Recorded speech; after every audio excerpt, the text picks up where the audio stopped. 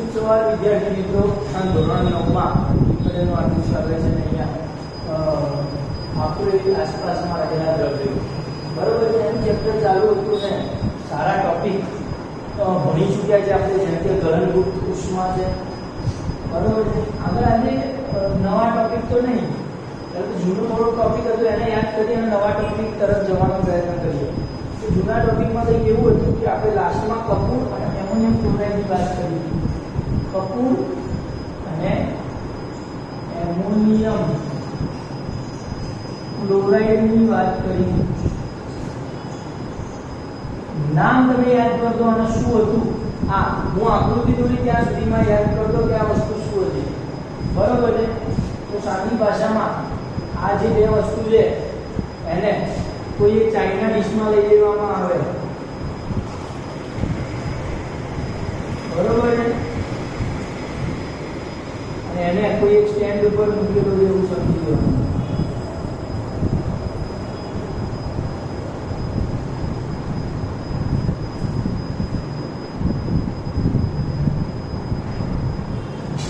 આ એક સ્ટેન્ડ છે.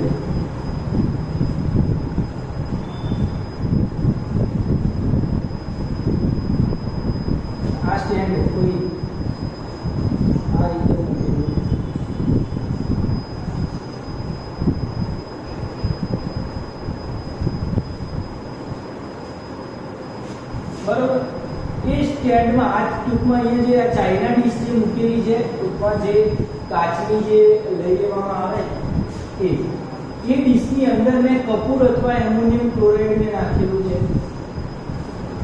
બરોબર છે. અને જ્યારે એને નીચે ચીમનીની મદદથી સળગાવવામાં આવે, ઊર્જા આપવામાં આવે, બરોબર છે, તો શું થશે? બીજી એક પ્રક્રિયા એની અંદર ઉપર જે કરવાનું છે તો એક શું કહેવાય ગળણી લેવાની છે કે જે કાચની હોય, તો કાચની ગળણીને આમ ઊંધી મૂકી દેવાની છે અંદર, બરોબર છે.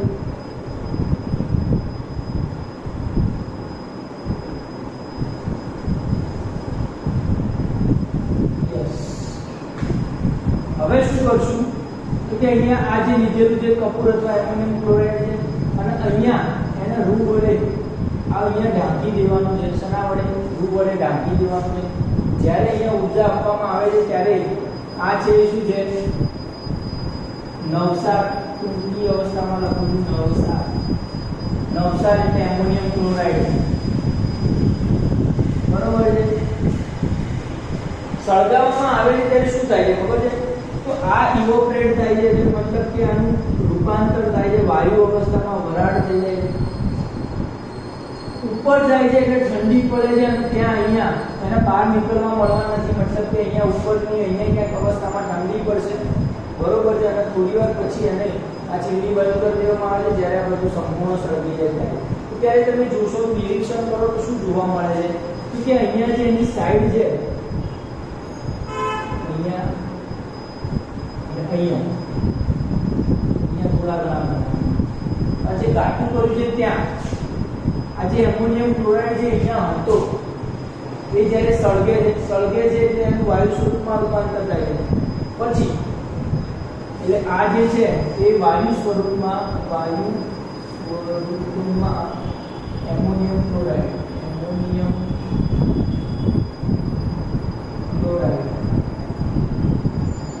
આ જે છે એ ઘન અવસ્થામાં એમોનિયમ ક્લોરાઇડ આ વસ્તુ શું થઈ ખબર પડી તમને? તો આ એક ધ્રુવપાતનની પ્રક્રિયા મેં તમને સમજાવી છે. ધ્રુવપાતન મતલબ શું છે આનો? કે આ એવી પ્રક્રિયા છે કે માત્ર આમાં ઘન અવસ્થામાંથી સીધી વસ્તુ ક્યાં જાય? વાયુ અવસ્થામાં, અને વાયુ અવસ્થામાંથી સીધી ક્યાં જાય? ઘન અવસ્થામાં, બરોબર છે. ઘનમાંથી વાયુમાં, વાયુમાંથી ઘનમાં, એટલે ઘન અવસ્થામાંથી પ્રવાહીમાં રૂપાંતરણ કર્યા સિવાય સીધું વાયુમાં તાપમાન મળ્યું, ઘન અવસ્થામાં નવસાર હતો, એના બારીક કણો હતા. સીધું તાપમાન મળવાની સાથે પ્રવાહીમાં રૂપાંતર થયા સિવાય કેવું થયું, વાયુ સ્વરૂપમાં ઉપર ગયું એટલે ઠંડુ થવાનું, એટલે તાપમાન ઘટે એટલે વાયુ અવસ્થામાંથી સીધું સમાઈ ગયું. ઘન અવસ્થામાં અહીંયા દિવાલ ઉપર કાચની જે ઘણની હતી એની દિવાલ ઉપર ચોંટી જાય છે, બરાબર છે. તો આ એક ઉદ્ધવપાતનની પ્રક્રિયા સમજાય છે કે જે એટલી સરળ પ્રક્રિયા છે અને તમે પ્રયોગશાળામાં પણ આ કરી શકો છો, બરાબર. એની આગળ આપણે જોવાના છે મસ્ત ટોપિક છે વાયુનું દબાણ.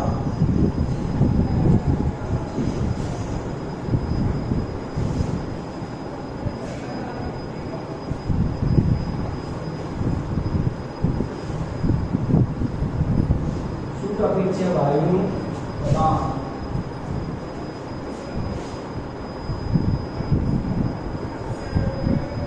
વાયુનું દબાણ કોણ કહેવાય?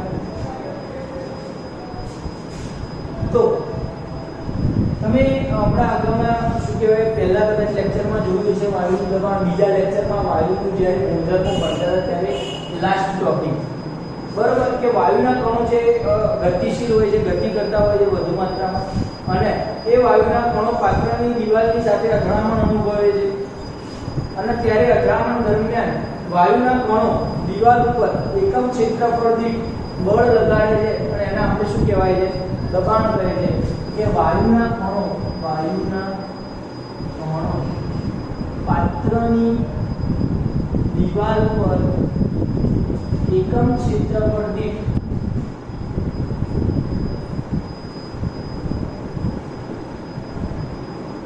બળ લગાડે છે,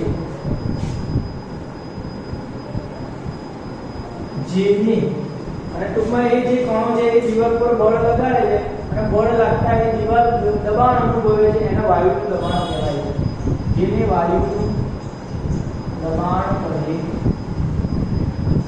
તો આ દબાણની જ્યારે વ્યાખ્યા લખવી હોય તમારે તો શું લખાય? દબાણ બરાબર બળ ભાગ્યા ક્ષેત્રફળ, એકમ ક્ષેત્રફળ દીઠ પાત્ર પર લાગતું બળ, એટલે દબાણ. નીચેથી વંચાય એકમ ક્ષેત્રફળ દીઠ પાત્ર પર લાગતું બળ એટલે દબાણ. લખતા આવડવી જોઈએ, બરોબર છે? યસ. આ દબાણને માપવામાં સમા આવે છે એની ચર્ચા કરીએ તો વાયુનું દબાણ છે એનો એકમ atm છે, એક વાતાવરણીય દબાણ. એનો એકમ શું છે? એક વાતાવરણીય દબાણ. અને એને લખાય છે એક નાનો atm. એટમોસ્ફિયર જે કહીએ છીએ વાતાવરણ, 1 atm એટલે કે 1 વાતાવરણીય દબાણ એ એનો એકમ છે, બરોબર છે? એનો SI જે એકમ કહેવામાં આવે છે, SI એકમ. સ્ટાન્ડર્ડ એકમ શું છે એનો સ્ટાન્ડર્ડ એકમ છે પાસ્કલ. પાસ્કલ નામના સાયન્ટિસ્ટ ઉપરથી આનું નામ પડ્યું છે SI એકમ પાસ્કલ, બરોબર છે? અને પાસ્કલ નું જ્યારે ગણતરી એને PA તરીકે દર્શાવવામાં આવે છે, પાસ્કલનું. પાસ્કલ, બરોબર છે? હવે 1 atm બરાબર 1.01 ક્રોસ 10⁵ પાસ્કલ જેટલું દબાણ થાય છે. આ એસક્યુ માં પૂછી શકે છે, યાદ રાખવું જરૂરી છે. 1 atm એક વાતાવરણીય દબાણ એટલે કે 1.01 × 10⁵ પાસ્કલ જેટલું દબાણ કહેવામાં આવે છે. એટલે બે એકમ છે, સાદો એકમ atm અને SI એકમ છે પાસ્કલ. ક્લિયર વસ્તુ છે ને, સંજ્ઞા છે. બીજું, આ વાતાવરણીય દબાણ શબ્દ એટલે શું? વાતાવરણીય દબાણ એટલે કે સપાટી પરના વાતાવરણ દ્વારા લાગતું દબાણ. વાતાવરણમાં જે કણો છે વાયુના, એ વાયુના કણો દ્વારા જે દબાણ લાગે છે એને જેને વાતાવરણીય દબાણ કહે છે, બરોબર છે? અને સમુદ્રની સપાટી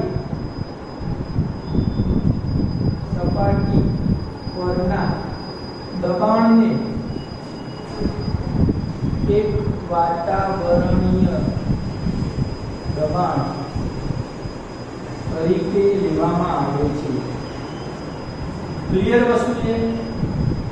સમુદ્રની જે સપાટી, આપણે જે દરિયાની સપાટી હોય તે સપાટી ઉપરનું જે વાતાવરણ છે ને એને બેઝિક એક વાતાવરણની દબાણ તરીકે લેવામાં આવે છે. તો સમુદ્રની સપાટી કરતાં જમીનનું જે સપાટીનું દબાણ છે એમાં કેટલો ફેરફાર થાય છે એ દર્શાવે છે. ધારો કે વાતાવરણનું દબાણ જો 5 લેવામાં આવે તો સમુદ્રની સપાટી કરતાં 5 ગણું દબાણ અનુભવાય છે એવું સમજવાનું. જે સમુદ્ર પરની સપાટીનું દબાણ છે એને આપણે એક વાતાવરણીય દબાણ અથવા તો 1 atm લીધેલ છે, 1 એટમોસ્ફિયર લીધેલું છે. ખબર પડે છે તમને? હવે આ દબાણ સમજ્યા પછી આપણે જે દ્રવ્યની અવસ્થાઓ હતી, મુખ્ય 3 અવસ્થાઓ ઘન, પ્રવાહી અને વાયુ, તો એના ઉપર આ દબાણની શું અસર થાય છે તો એ સમજીએ.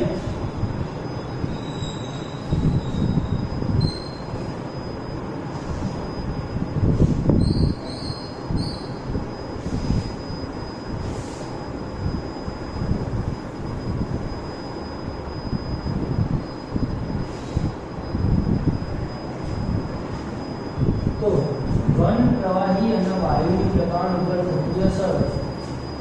તો સાદી ભાષામાં એવી ચર્ચા કરવામાં આવે, આનો બહુ લખવાને પણ સમજવામાં બહુ મજા આવે એવું છે કે કોઈ અવસ્થા છે, જેમ કે વાયુ અવસ્થા છે. વાયુ અવસ્થામાં હવાના કણો વધુ ગતિ ઊર્જા કરતા હોય છે. આંતરઆણ્વીય આકર્ષણ બળ ઓછું હોવાના કારણે થોડા છૂટાછવાયા હોય છે વાયુના કણો. એના કરતાં પ્રવાહીમાં થોડું વધુ આકર્ષણ બળ ને ઘનમાં સૌથી વધુ આકર્ષણ બળ, એટલે ઘન પદાર્થમાં નજીક હોય કણો, પ્રવાહીમાં છૂટા હોય, વાયુમાં બહુ છૂટા કણો હોય છે. તો મતલબ કે જો એની અંદર દબાણ આપવામાં આવે તો એની અવસ્થામાં કોઈ ફેરફાર થઈ શકે છે. જેમ કે સમજી લો કોઈ વાયુ પદાર્થ છે, કોઈ એક સિરીઝ લઈ લો, સિરીઝ એટલે કે કોઈ ઇન્જેક્શન જેવું લઈ લો.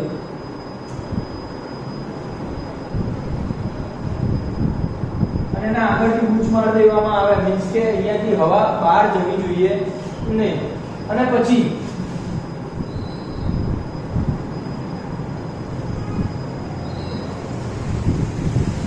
એની અંદર આજે કોઈ હવાના કણો રહેલા હોય એને પ્રેશર મારવામાં આવે અહીંયા, બરોબર છે. તો શું થશે? તો આ દબાણ અનુભવશે વાયુના જે કણો છે, બરોબર છે. તો આમાં ફેરફાર શું થાય છે ખબર છે? તો વાયુના કણો શું થવાના? ભેગા, વાયુના કણો ભેગા થશે એટલે એમની વચ્ચેની જે આંતરઆણ્વીય આકર્ષણ બળ છે એ થોડું વધશે અને નજીક આવશે વાયુના કણો, કારણ કે એને દબાણ અનુભવે. જેમ જેમ દબાણ વધારવામાં આવે એમ કણો નજીક આવશે. નજીક આવતા એટલા નજીક આવે કે જેમાં પ્રવાહી અવસ્થામાં જેટલા હોય એટલા આવી જાય. એનો મતલબ કે વાયુના કણોને દબાણ આપતા પ્રવાહી અને પ્રવાહીના કણોને દબાણ આપતા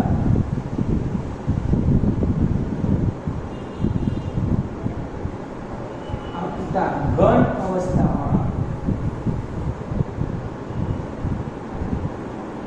આવી શકે છે. અહીંયા ધ્યાન રાખો, આવે છે નહીં, આવી ના જાય, આવી શકે છે. મતલબ કે થોડો ફેરફાર કરવામાં આવે તો વાયુના કણોને દબાણ આપવાથી પ્રવાહી અવસ્થામાં અને પ્રવાહી કણોને દબાણ આપવામાં આવે તો ઘન અવસ્થામાં આવી શકે છે. એનો મતલબ કે કોઈ ફેરફારથી એમાં પરિવર્તન અવસ્થાઓમાં કરી શકાય છે. ઘન, પ્રવાહી અને વાયુ અવસ્થામાં દબાણ દ્વારા થોડીક અસર થાય છે અને એમાં ફેરફાર થાય છે, બરોબર. એટલે દબાણની અવસ્થાઓના ફેરફારમાં બહુ જ મહત્વનું પરિબળ છે. એટલે દબાણ મહત્વનો ભાગ ભજવે છે.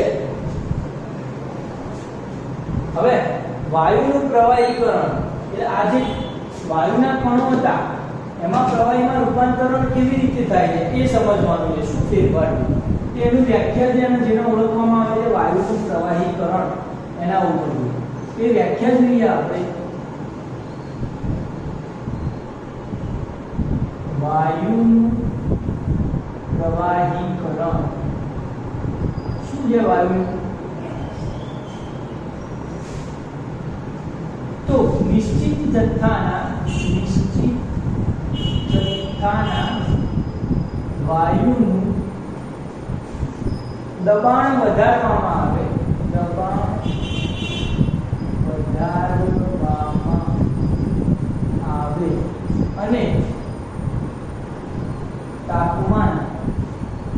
ઘટાડવામાં આવે.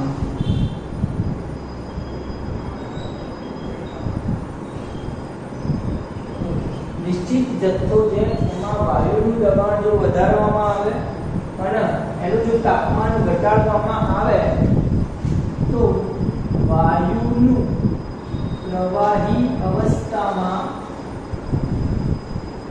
રૂપાંતરણ થાય છે, જેને વાયુનું પ્રવાહીકરણ કહે છે.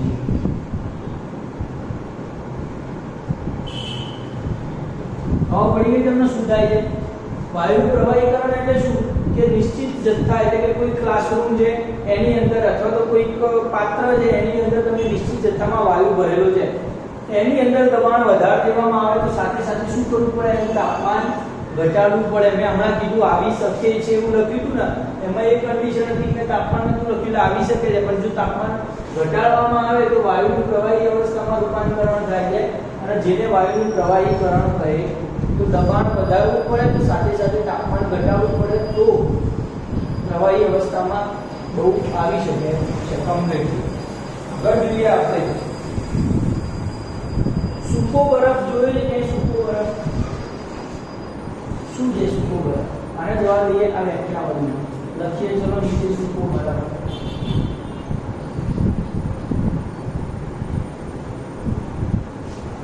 સૂકો બરફ શું છે? સૂકો બરફ એટલે સાદી ભાષામાં કહીએ, સાયન્સની ભાષામાં તો ઘન કાર્બન ડાયોક્સાઇડ હોય એના સૂકો બરફ કહેવામાં આવે છે. બરોબર છે? તમે બરફ જોયો છે સેમ ટુ સેમ બરફનું જે પેલા હોય એના જેવું જ હોય છે ઘન સૂકો બરફ, ઘન CO2.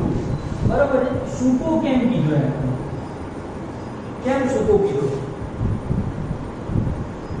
તો આને એટલા માટે સૂકો બરફ કીધું છે કે આ એક વાતાવરણીય દબાણે તાપમાન વધારતા ઘન અવસ્થામાંથી સીધો વાયુ અવસ્થામાં રૂપાંતરણ થાય છે.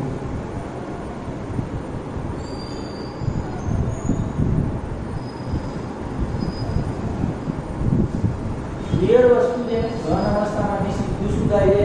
વાયુ અવસ્થામાં રૂપાંતર થઈ ચોક્કસ એક વાતાવરણીય દબાણે. એનો મતલબ કે ઘન કાર્બન ડાયોક્સાઇડ એટલે બરફ જે હોય એવરેજ કદાચ -80 સેલ્સિયસ તાપમાન એનું ઉત્કલન બિંદુ છે. બરોબર છે? એટલે બરફ અવસ્થામાં જે બરફ છે પાણીનો બરફ હોય તે 0 સેલ્સિયસ તાપમાને હોય ત્યારે સૂકો બરફ એના કરતા એટલે ઘન કાર્બન ડાયોક્સાઇડ એના કરતા આટલો ઠંડો છે, -80 સેલ્સિયસ તાપમાન હોય છે, એવરેજ વેલ્યુ છે. બરોબર છે? યસ. એટલે કે એક વાતાવરણીય દબાણે એના જો તાપમાન વધારી દેવામાં આવે તો એ શું થાય છે? એ ક્યારેય પ્રવાહી અવસ્થામાં આવતો નથી, સીધો વાયુ અવસ્થામાં રૂપાંતરણ થાય છે. આનો મોટાભાગે ઉપયોગ ક્યાં થાય છે? એટલે સૂકા બરફનો ઉપયોગ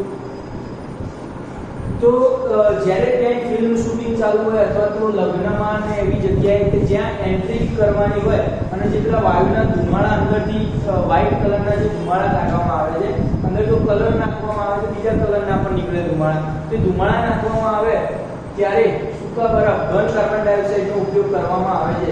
બરોબર છે? કરતા શું હોય એમાં કે કોઈ પાણીનું ગરમ પાણીનું પાત્ર લેવામાં આવે અને ગરમ પાણીમાં કાર્બન ડાયોક્સાઇડ નાખી દેવામાં આવે તો તાપમાન એને મળી રહે છે ચોક્કસ વધુ તાપમાન. એટલે શું થાય છે? બહુ જ ઝડપથી એ ઘન અવસ્થામાંથી સીધું વાયુ અવસ્થામાં આવવા પ્રયત્ન કરે છે, અને ઘન અવસ્થામાંથી વાયુ અવસ્થામાં જ્યારે આવે છે ત્યારે ઘણી બધી માત્રામાં શું કહે ધુમાડો કરે છે, અને એના કારણે આપણે શું કહેવાય પેલું શૂટિંગ સારી રીતે કરી શકાય છે. તે ત્યાં આનો ઉપયોગ થાય છે. બરોબર છે? હવે એટલે તમને જો કોઈ કહે કે આને સૂકો બરફ શા માટે કહેવામાં આવે છે, તમે કહી શકો કે એક વાતાવરણીય દબાણે એનું તાપમાન વધારવામાં આવે તો ઘનમાંથી સીધું વાયુમાં આવી જાય એટલે વચ્ચે પ્રવાહી નથી, આની અંદર પ્રવાહી સ્વરૂપ નથી એટલે એને સૂકું કહે છે. ક્લિયર વસ્તુ છે? યસ. એટલે આવડવું જોઈએ.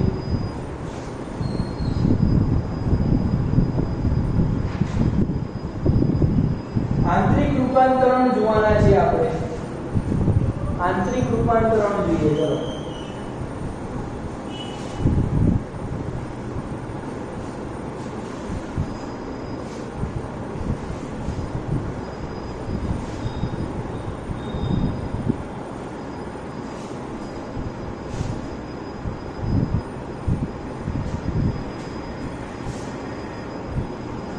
આંતરિક રૂપાંતરણ શાનું? અવસ્થાઓ. એટલે ઘન પ્રવાહી અને વાયુ અવસ્થા છે તેમાં આંતરિક રૂપાંતરણ કઈ રીતે થાય છે? બરોબર. બે વસ્તુ બહુ અગત્યનો ભાગ ભજવે છે. એક છે દબાણ અને બીજું છે તાપમાન. આ બે દ્વારા બહુ વધારે માત્રામાં રૂપાંતરણ થતું તમે જોઈ શકો છો. સૌથી પહેલું લઈ લો ઘન અવસ્થા. ઘન અવસ્થા લઈ લો. બરોબર છે. ઘન અવસ્થામાંથી પ્રવાહીમાં કેવી રીતે રૂપાંતરણ થાય? જ્યારે ઘન અવસ્થામાં તાપમાન વધારે દેવામાં આવે, શું કરવાનું? તાપમાન વધારી દેવામાં આવે એટલે અહીંયા તાપમાનના ટોપિક રાખજો તો પ્રવાહી અવસ્થામાં રૂપાંતર થાય છે. પ્રવાહી અવસ્થાનું જો તાપમાન વધારી દેવામાં આવે તો વાયુ અવસ્થામાં રૂપાંતરણ થાય છે. અને વાયુ અવસ્થાનું તાપમાન વધારી દેવામાં આવે, વાયુ અવસ્થાનું જો એમાં ફેરફાર શું છે એ હવે એરા દ્વારા આપણે લખવાના છે. એટલે આને અત્યારે દોરતા નથી. એની અવસ્થા હું તમને સમજાવું ત્યાંથી સમા પરિવર્તન થાય છે. તો સૌથી પહેલા ઘન અવસ્થા જે ઉષ્મા આપીએ એટલે શું થાય છે? ગલન બિંદુ કહેવાય. ચોક્કસ ગલન બિંદુ જેટલા તાપમાને શું થશે? એનું પ્રવાહીમાં રૂપાંતરણ થશે. બરોબર. પ્રવાહી અવસ્થા છે એને જ્યારે ઉષ્મા આપવામાં આવે ત્યારે શું થશે? બાષ્પ બનશે. બાષ્પીભવન થવાનું. બાષ્પીભવન દ્વારા શું થશે? બાષ્પ એટલે વાયુ અવસ્થામાં રૂપાંતરણ થશે. અને અહીંયા વાયુ અવસ્થામાં થી ઘન અવસ્થામાં સીધું રૂપાંતરણ કઈ પ્રક્રિયા દ્વારા થાય છે? આપણે હમણાં અગાઉ જોઈ ચૂક્યા. ઉર્ધ્વપાતન દ્વારા. યાદ છે? ઉપર લખીએ. પાતન દ્વારા ફેરફાર થાય છે. બરોબર છે. એટલે વાયુ અવસ્થામાંથી ઉર્ધ્વપાતન દ્વારા સીધું ઘન અવસ્થામાં. હવે દબાણની ક્રિયા જુઓ. બરોબર છે. વાયુ અવસ્થામાં દબાણ વધારવામાં આવે. શું કરવાનું છે? દબાણ વધારવાનું છે. અહીંયા લખીએ.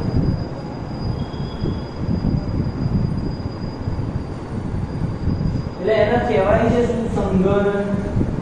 સંઘનન એનો મતલબ કે વાયુ અવસ્થામાં રહેલું કોઈ પાત્ર છે એને ઉપરથી દબાણ આપી અને વાયુ અવસ્થાના કણો જે નજીક આવે છે એ પ્રક્રિયાને સંઘનન કહેવામાં આવે છે. એટલે વાયુ અવસ્થાના કણોને નજીક લાવો, સંઘનનની પ્રક્રિયા કરો એટલે કણો નજીક આવે છે. સમાન રૂપાંતરણ થાય છે. પ્રવાહી અવસ્થામાં રૂપાંતરણ થાય છે. પ્રવાહી અવસ્થાના કણો છે એના નજીક પ્રવાહી અવસ્થા ઉપર દબાણ આપવામાં આવે તેના કણો જે નજીક આવે છે એને ઘનીકરણ કહે છે. ઘનીકરણ અથવા તો આરણ કહેવાય. ફરી ગયું છે કહીએ છે ઘી જે છે પ્રવાહી અવસ્થામાં હોય, ઘનીકરણ થાય અને ઘન અવસ્થામાં રૂપાંતરણ થાય છે. તો દબાણ અને તાપમાન બંને ભાગ ભજવે છે. પ્રવાહી અવસ્થામાંથી ધારો કે ઘી યાદ રાખવાનું એટલે ફરી ગયું છે ઠારણ યાદ આવશે. પ્રવાહીમાંથી ઘન અવસ્થામાં દબાણ વધારવામાં આવે તો ઘનીકરણ થાય છે. અને ઘનમાંથી જ્યારે વાયુમાં રૂપાંતરણ કરવાનું હોય ત્યારે ફરીથી પાછી આ જ પ્રક્રિયા છે. ઉર્ધ્વપાતન દ્વારા આપણે ઘનમાંથી વાયુ અવસ્થામાં રૂપાંતરણ કરી શકીએ છીએ. તો આ એક વસ્તુ તમને યાદ આવવું છે. પહેલું કામ ટેમ્પરેચરનું લોજિક લેવાનું. ઘન અવસ્થા તાપમાન વધારે ગલન બિંદુ ગલન થાય પ્રવાહીમાં. પ્રવાહીનું તાપમાન વધારે એટલે બાષ્પીભવન થાય પ્રવાહીનું અને વાયુમાં. અને વાયુમાંથી ઘનમાં સીધું ઉદ્ધવપાતન થવાનું છે. બીજું લોજિક છે દબાણનું. તો દબાણ એટલે વાયુ અવસ્થાનું દબાણ વધારીએ, સંઘનન કરીએ પ્રવાહીમાં. પ્રવાહી અવસ્થાનું દબાણ તાપમાન વધારીએ, ઘનીકરણ થાય, ઠારણ થાય ઘનમાં, અને ઘનનું દબાણ વધારીએ ઉદ્ધવપાતન દ્વારા બીજી વાયુમાં. ક્લિયર વસ્તુ છે. તો આ છે એ અવસ્થાઓનું આંતરિક રૂપાંતરણ છે. બરોબર છે. હવે આપણે જોવાના છે ટેમ્પરેચરનું જે કન્વર્ઝેશન છે એ. તો આ જવાબ લઈએ પહેલા. આ પૂછી નાખવાનું, સ્ક્રીનશોટ લઈ લેજો. આ લખવું પડશે તમારે, પૂછાય છે કે ઘન પ્રવાહી અને વાયુ અવસ્થાઓનું આંતરિક રૂપાંતરણ જણાવો. તો આંતરિક રૂપાંતરણ આ રીતે જણાવવાનું છે. બરોબર છે. થિયરી લખવાની બહુ આવશ્યકતા નથી. જેટલું દોર્યું છે એટલું લખી નાખો તો પણ ઇનફ છે.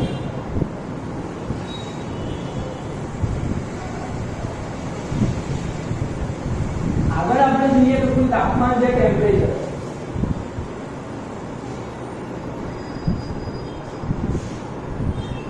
જેમ કે સમજી લો કે સેલ્સિયસ તાપમાન છે, ધારો કે 500 સેલ્સિયસ 150 સેલ્સિયસ તાપમાન લઈ લો. તો 150 સેલ્સિયસ તાપમાને જે પાણી છે એની અવસ્થા કઈ હોય? 150 સેલ્સિયસ તાપમાને પાણીની અવસ્થા કઈ હોય? તમને સીધું ખબર પડે. 100 સેલ્સિયસ એ ઉકળવા માંડે એટલે બાષ્પમાં રૂપાંતરણ થવા માંડે. તો 150 થતા થતા તો બાષ્પ થઈ જશે. આ કઈ અવસ્થા હશે? બાષ્પ હશે. બરોબર. જો કદાચ એવું પૂછવામાં આવે 0 સેલ્સિયસ તાપમાને પ્રવાહી અવસ્થા કઈ હોય? તો 0 સેલ્સિયસ તાપમાને બરફ પણ હોય અને પાણી પણ હોય. 0 સેલ્સિયસ તાપમાને બરફ પણ હોય અને બરફમાંથી થોડું ઓગળેલું પાણી પણ હોય. એટલે 0 સેલ્સિયસ તાપમાને બંને અવસ્થા હોય. યાદ રાખજો, ઘન અને પ્રવાહી. પાણીની અવસ્થા કઈ હોય? ઘન અને પ્રવાહી. જો ધારો કે કોઈ એમ પૂછે કે 100 સેલ્સિયસ તાપમાને કઈ અવસ્થા હોય? તો પ્રવાહી અવસ્થા પણ હોય, એટલે કે થોડું પાણી હોય, ઉકળતું હોય, એટલે કે વાયુ પણ અવસ્થા હોય. બરોબર. એટલે આમાં ભૂલ ના થાય. તમે 0 સેલ્સિયસ તાપમાને પ્રવાહી એટલું લખો તો ના ચાલે, અને 100 સેલ્સિયસ તાપમાને વાયુ એટલું લખો તો પણ ના ચાલે. 100 સેલ્સિયસ તાપમાને પ્રવાહી અને વાયુ બંને અવસ્થા રહેલી હોય છે. બરોબર છે. હવે આપણે શીખવાના છે બાષ્પીભવનની ક્રિયા. બાષ્પીભવન કોણ કહેવામાં આવે છે?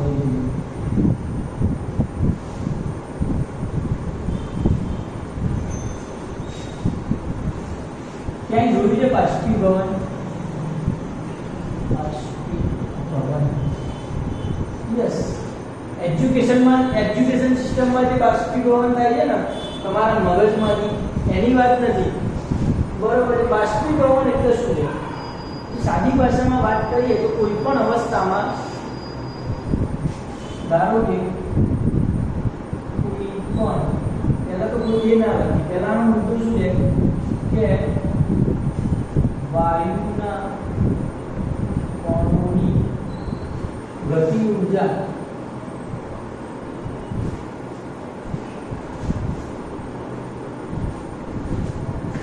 વાયુ શું કરવા લાગે?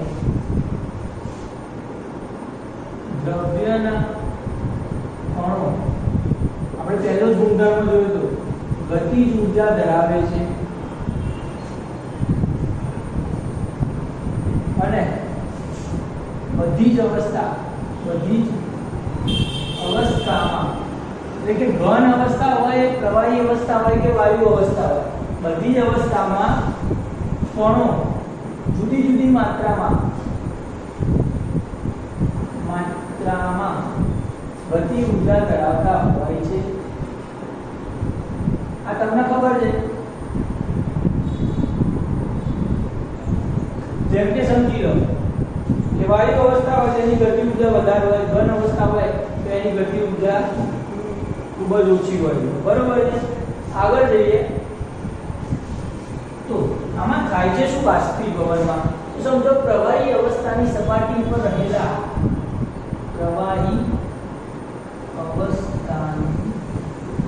સપાટી પર રહેલા રહેલા જે કણો છે, ધારો કે સમજી લો કોઈ બીકર મૂક્યું છે, તો બીકરની અંદર કોઈ પ્રવાહી મૂકેલું છે, તો પ્રવાહી અવસ્થામાં જે આ સપાટી ઉપર જે પ્રવાહીના કણો જે હોય, તે સપાટી ઉપર રહેલા પ્રવાહીના કણો એ બીજા કણો કરતા વધુ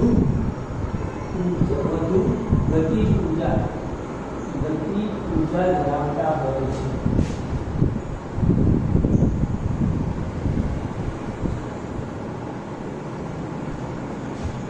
એનો મતલબ એમ કે એને થોડીક સ્વતંત્રતા પ્રાપ્ત કરવી હોય, એનો મતલબ કે થોડીક એ ઊર્જા મેળવે તો તરત જ એ પોતાની અવસ્થા બદલે છે અને બાષ્પીભવન થાય છે, વધુ ગતિ ઊર્જા ધરાવતા હોય છે. મતલબ શું કે ઊર્જા મળતા તે સ્વતંત્ર થવા પ્રયત્ન કરે છે. સ્વતંત્ર એટલે અહીંયાથી જતા રહે, અને અહીંયાથી સ્વતંત્ર થાય તો શું થાય? વાયુ અવસ્થામાં રૂપાંતરણ થઈ જાય છે. એનો મતલબ કે આપણે એનું શું કહ્યું? વરાળ થઈ ગઈ, બાષ્પીભવનમાં રૂપાંતરણ થયું. મતલબ શું? તો કે ચોક્કસ વાતાવરણ દબાણે અને ઉત્કલન બિંદુ જેટલા તાપમાને એક વાતાવરણ દબાણે અને ઉત્કલન બિંદુ કરતા ઓછા તાપમાને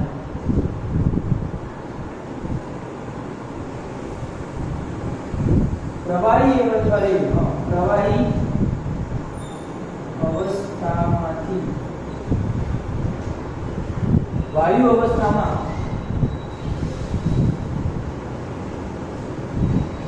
રૂપાંતરણ થવાની ઘટનાને બાષ્પીભવન કહે છે. બાષ્પ બની જાય છે, પણ ક્યારે?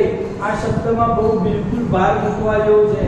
ઉત્કલન બિંદુ એટલે કે 100°C કરતા થોડાક નીચા તાપમાને 100°C ઓલરેડી દરેક કણોને ગતિ ઊર્જા પ્રાપ્ત થઈ છે, દરેક કણો સ્વતંત્ર થવા પ્રયત્ન કરશે, પણ આ તો કેવા માત્ર સપાટી ઉપરના કણો ઉત્કલન બિંદુ કરતા નીચા તાપમાને સપાટી ઉપરથી દૂર થવા પ્રયત્ન કરે છે અને વાયુ અવસ્થામાં રૂપાંતર થાય છે. એને જ આપણે શું કહીએ છીએ? બાષ્પીભવન.